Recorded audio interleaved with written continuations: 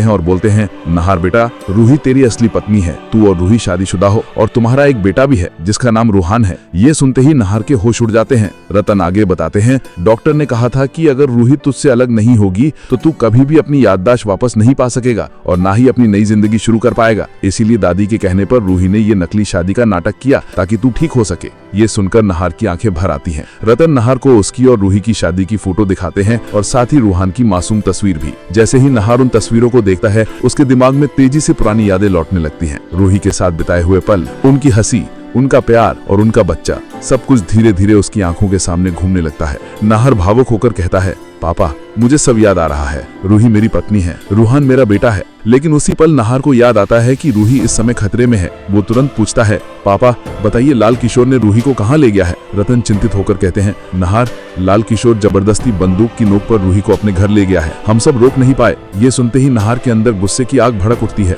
वो तुरंत लाल किशोर का पता लेकर वहाँ जाने के लिए निकल पड़ता है। इधर लाल किशोर अपने घर में रूही को एक कमरे में बंद किए हुए है। वो खाना लेकर आता है और रूही को जबरदस्ती खिलाने की कोशिश करता है, लेकिन रूही गुस्से में खाना उसकी थाली समेत फेंक देती है। लाल किशोर क्रोध में भरकर कहता है, आज हमारी सुहाग रात है रूही, गुस्सा करना तुम्हें शोभा नहीं देता। ये कहकर वो रूही को जबरदस्ती पकड़ने लगता है। रूही उससे छूटने की कोशिश करती है और चिल्लाती है, नहार जी, मुझे बचाइए, कोई बचाइए। तभी दरवाजा जोर से खुलता है और अंदर आते ही नहार लाल किशोर को एक जोरदार मुक्का मारता है।